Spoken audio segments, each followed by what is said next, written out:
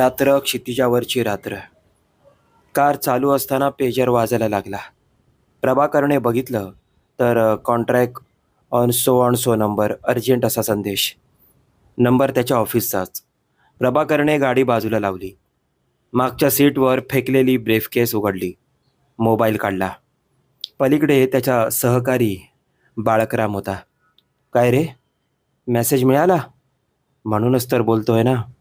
Mobile बंद ठेवला होता म्हणून समजलं. नाहीतर तू मेसेज कशाला दिला असतास? काय आहे? कुठं काय? कानाखाली आवाज काढीन. माझा अँड एजन्सीस काम करतोस आणि बॉसची मस्करी? मस्करी नाही, हा मनमोहन असला म्हणून. हसण्यासारखं काय आहे? काहीच नाही. बाळकराम आणि मनमोहन प्रभाकरच्या एजन्सीत नोकरीवर आहेत. प्रभाकरशी ते मित्रत्वाने वागतात. प्रभाकर त्यांना रागवतो आणि चालवून घेतो. त्याच्या काही कल्पना आहेत. शोषणमुक्त समाज घडवून मुश्किल आहे, म्हणून निदान कमीत कमी शोषण केलं पाहिजे. पैसा मिळालाच पाहिजे. त्यासाठी प्रसंगी हरामी व्हावं लागतं. मग निदान हसायला काय हरकत आहे?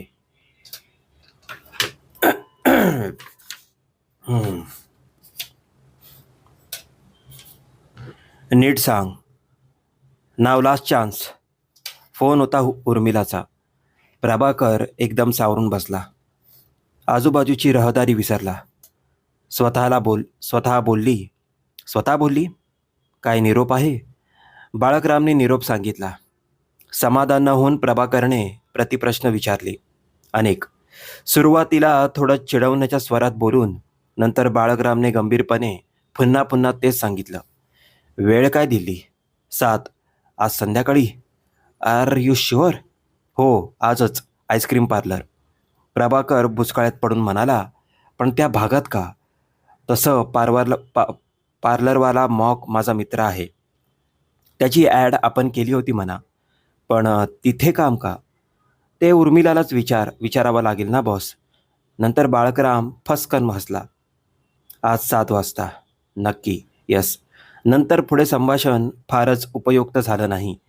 तेच आणि तेच अर्धवट संक्षिप्त संदेश. आणि म्हणून उत्तेजक. बाळकरामचा विनोद की ठेवणीतलं सेंट संपला नाही ना. थंडी. उंच झाडांनी पिळावी पडून पडून गळू लागलीत. कुठेतरी आत प्राणाला डंक बसतो आहे थंडीचा. झपाट्याने ओसरणारी रहदारी. वाढता अंधार. तरी थंडी. उंच झाडांची पानं पिवळी पडून गळू लागली आहेत. कुठेतरी आत प्राणाला डंक बसतो आहे थंडीचा. झपाट्याने ओसरणारी रहदारी. वाढता अंधार. तरी आतून उष्ण उत्तेजक वाटत आहे. प्रभाकरने कार सुरू केली आणि घड्याळाकडे पाहिलं. थोडाच वेळ शिल्लक आहे. अजून घरी जायचंय. कपडे बदलायचे आहेत. प्रभाकरत घरी पोचला.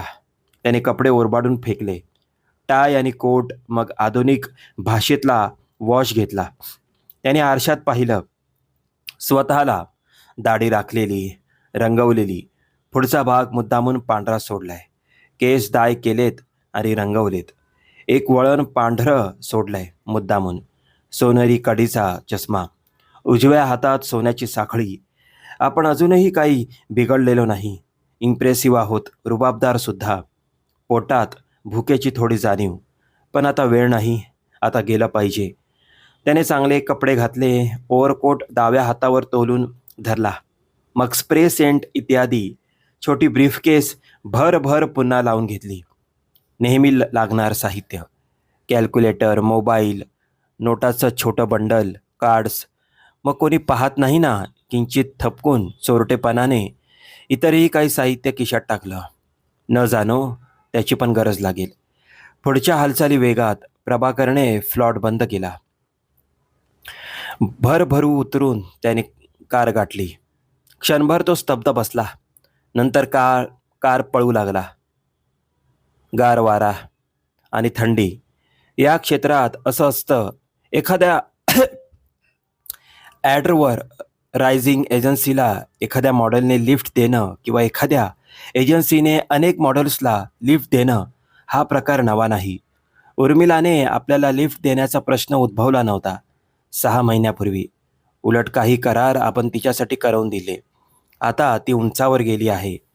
प्रॉडक्टवाले तिच्यासाठी जीव टाकतात. सिनेमासाठीही तिचं नाव चर्चेत आहे म्हणा.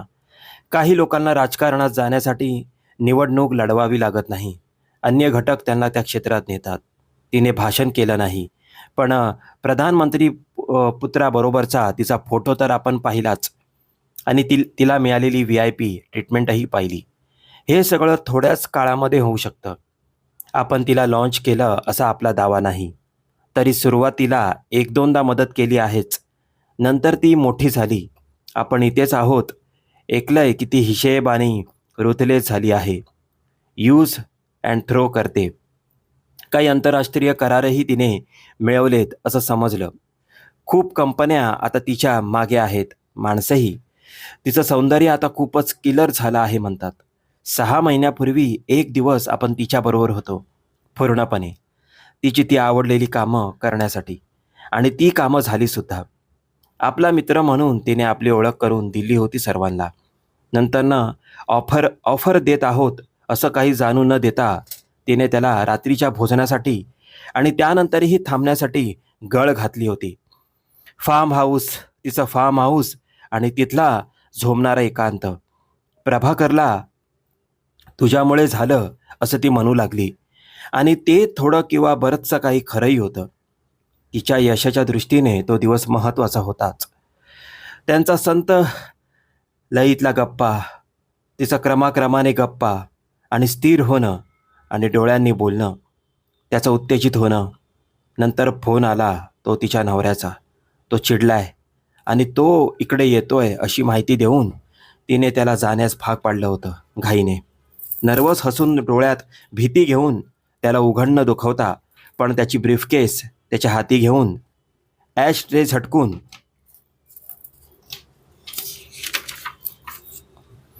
थंड गोंधवून आणि नंतर चिडवून त्याने फार्म हाऊसच्या दुसऱ्या दरवाजाने कार बाहेर काढली होती आणि प्रयाण केलं होतं. पळपुट्ट्या जारासारखा.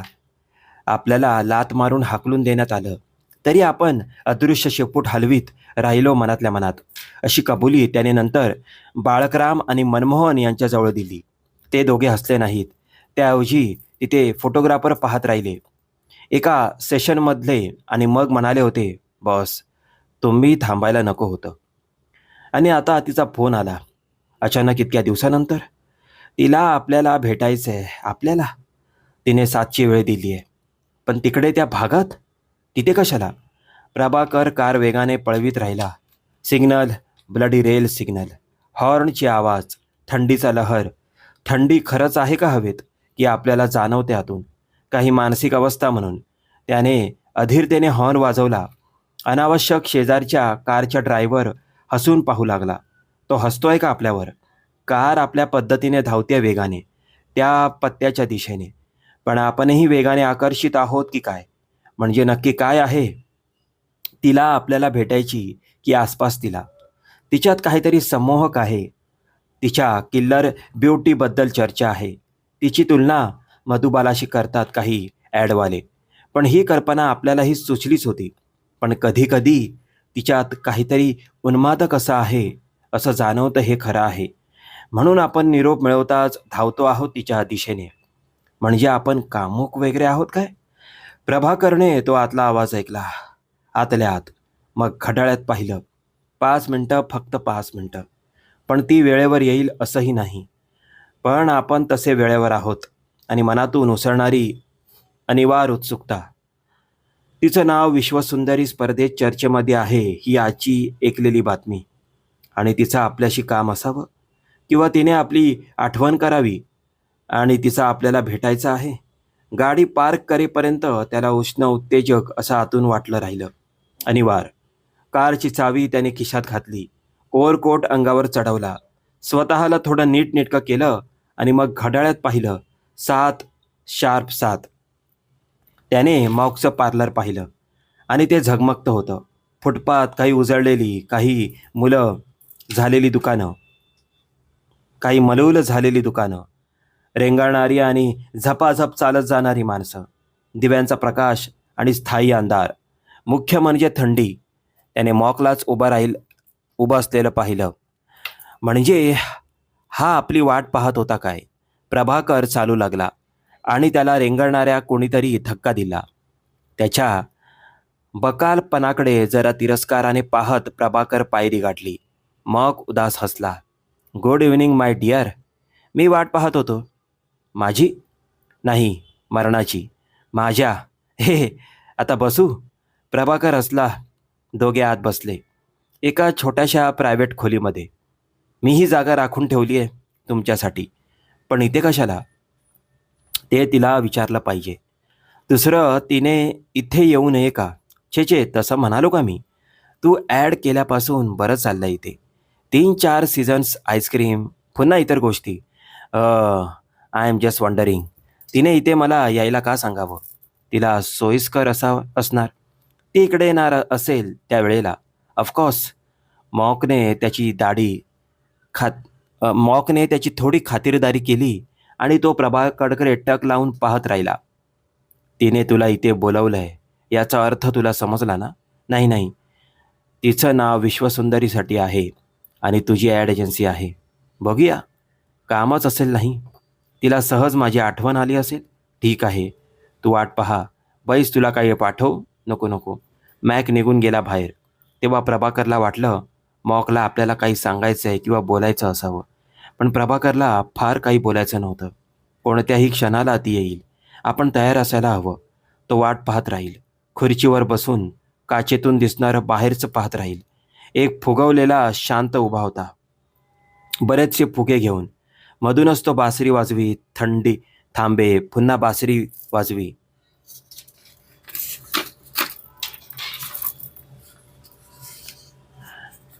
त्याचे फुगे कोणी घेत नव्हते. पण तिथे लोक फुगे विकत घेतात. तिथे त्याची जायची तयारी नव्हती. 2 बकाल माणसेही समोरच उभी होती. एक लंगडा होता किंवा असावा, कारण त्याच्याजवळ काठी होती. फुगेवाला त्याच्याकडे पाहून बासरी वाजवू लागला.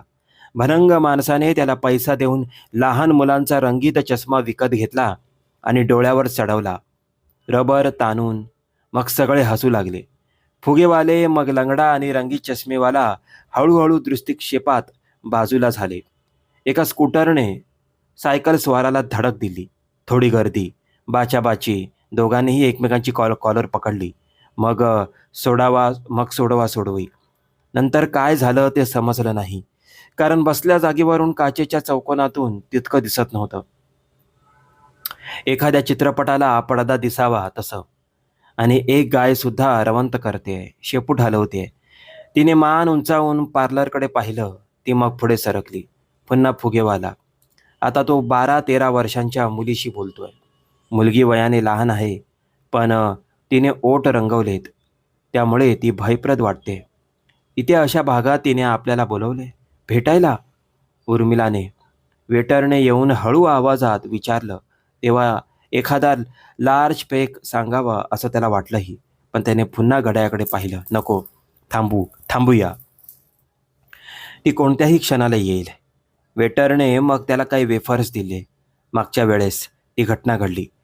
त्यानंतर पुन्हा ती भेटलीच नाही. खरं तर काही झालंच नाही.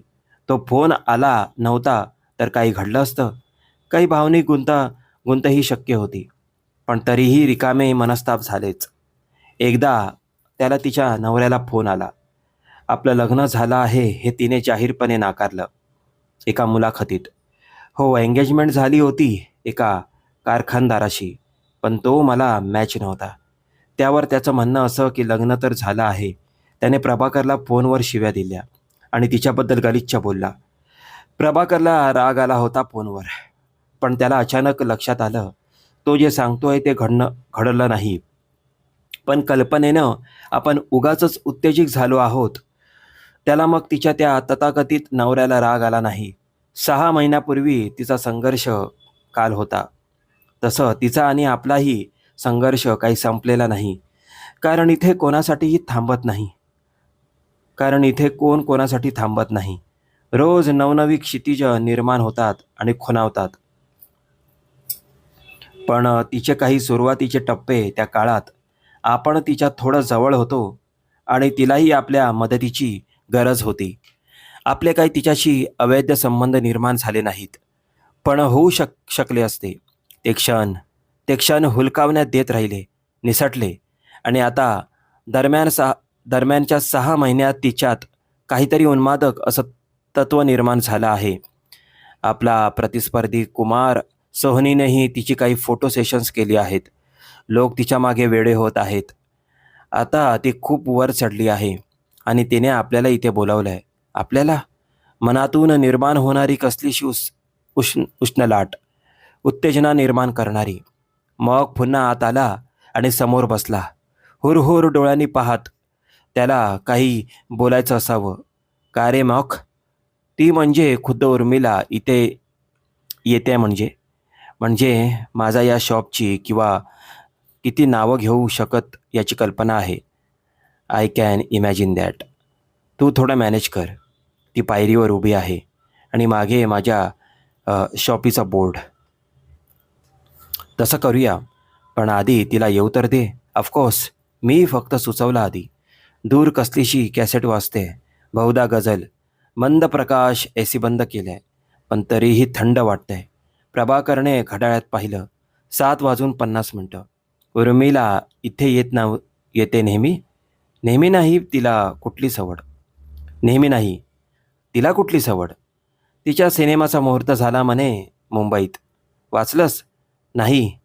काय झालं माहीत नाही, पण अलीकडे पेपर्स पाहिले नाहीत. बिझी असणार तू. माझं खूपसं येणं वसूल व्हायचं होतं. I was after that. इकडचा भाग थोडा तसा खराब आहे, पण तिला इथली आपली प्रायव्हसी आवडते. ती मित्राबरोबर आली आहे यापूर्वी. मित्र कुमार सोहनी, एक डायरेक्टर. मुंबईचा जुन्या जमान्याचा एक नटी. गुप्तता राखायच्या सूचना होत्या.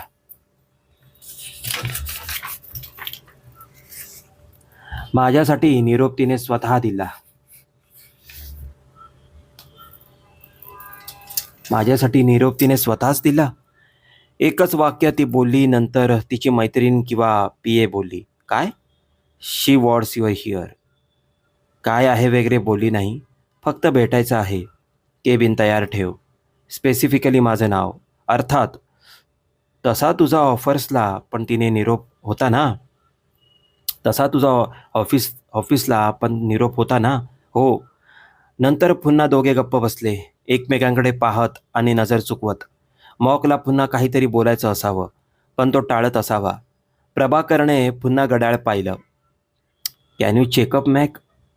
तिच्या ऑफिसला मी आता येण्यापूर्वी फोन लावला होता. No reply. आणि तिचं ऑफिस म्हणजे काय? मोस्टली तीच हँडल करते सगळं. म्हणून घरून फोनवर बोलते. आणि त्या दोघी मैत्रिणी असतात तर सतत जवळ. त्या पाहतात. घरी पण कोणी उचलत नाही. निघाली असेल. 7:57. प्रभाकरने पुन्हा काचेच्या स्क्रीनवर नजर फिरवली. फुगेवाला आता गंभीर होता. बासरी आडवी ओठावर ठेवून तो रंगीत चष्मेला पुन्हा प्रकटला होता. चष्मा डोळ्यावर तसाच ठेवून आता तो त्या ओठ रंगविलेल्या बालिकेबरोबर हसून बोलत होता. त्यांच्याही पलीकडे एक लग्नाची वरात दिसू लागली. ते तिघं माना वळवून पाहू लागले. चष्मेवाला काहीतरी बोलला असणार. खोट्या रागाने हातात चप्पल घेऊन ती मुलगी चष्मेवाल्याला मारू लागली आणि तो पळू लागला.